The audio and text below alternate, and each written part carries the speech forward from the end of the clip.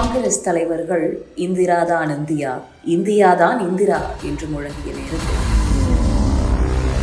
1975 June 12 வந்த தீர்ப்பு இந்திராவுக்கு பேரடியாக அமைந்தது.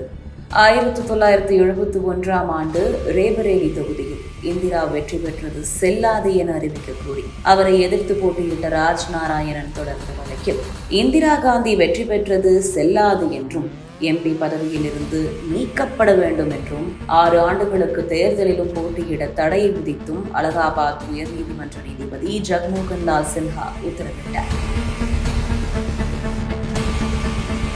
இதனைத் தொடர்ந்து 1975 ஜூன் 25 இந்திராவின் ஆலோசனையின் பேரில் குடியரசுத் தலைவர் ஃபக்ருதீன் அலி இந்திய அரசியலமைப்பு விதி 352 படி அவசர நிலையை அறிவித்தார். இதன் பின்னர் சோசியலிசவாதியான ஜெயபிரகாஷ் நாராயண், மொரார்ஜி தேசாய், ஜனசங்கத்தின் தலைவர் அடல் பிஹாரி வாஜ்பாய், லால்கிருஷ்ண அத்வானி உள்ளிட்ட எதிர்க்கட்சி தலைவர்கள், பத்திரிகையாளர்கள் என அனைவரும் கைது செய்யப்பட்டு சிறையில் அடைக்கப்பட்டனர்.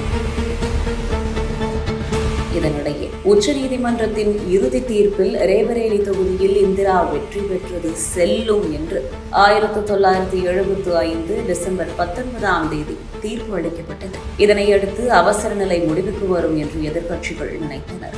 எமர்ஜென்சியை தமிழகத்தில் திமுக எதிர்த்ததால் திமுக ஆட்சி கலைக்கப்பட்டு பல திமுக தலைவர்கள் கைது செய்யப்பட்டு சிறையில் அடைக்கப்பட்டார்கள். அப்படி சிறையில் அடைக்கப்பட்டு சித்திரவதைக்கு உள்ளானவர்களில் ஒருவர் தான் நமது இன்றைய முதலமைச்சர் மு.க. ஸ்டாலின்.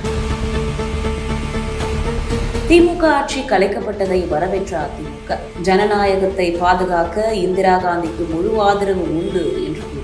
எமர்ஜென்சியை நாடு முழுவதும் உள்ள எதிர்க்கட்சிகள் எதிர்த்த நிலையில் எம்ஜிஆர் இந்திரா காந்தியை ஆதரித்தார். பல்வேறு கலேவரங்களுக்கு இடையில் 21 மாதங்கள் அமலில் இருந்து வந்த அவசர நிலை 1977 ஜனவரி 23 பொது தேர்தலை இந்திரா காந்தி அறிவித்ததன் மூலம் முடிவுக்கு வந்தது. எமர்ஜென்சியை ஆதரித்த எம்ஜிஆருக்கு ஷாக் கொடுக்கும் விதமாக தமிழக சட்டமன்றத்துக்கு இந்திரா காந்தி தேர்தலை அறிவிக்கவில்லை. இத்தனைக்கும் கேரள சட்டமன்றத்திற்கான தேர்தலை இந்திரா அறிவித்திருந்தார். அதற்காக அவசரப்பட்டு கூட்டணியை முடித்துக் கொள்ள விரும்பாத எம்ஜிஆர் இந்திரா காங்கிரசுடன் சேர்ந்து களமிறங்கினார். இந்திரா காங்கிரஸ் தோற்று புதிதாக பதவியேற்றிருந்த ஜனதா அரசு தமிழக சட்டமன்றத்துக்கு தேர்தலை அறிவித்தது. இந்த தேர்தலில் காங்கிரஸை கழட்டிவிட்டு இந்திரா காந்திக்கு ஷாக் கொடுத்தார் எம்ஜிஆர்.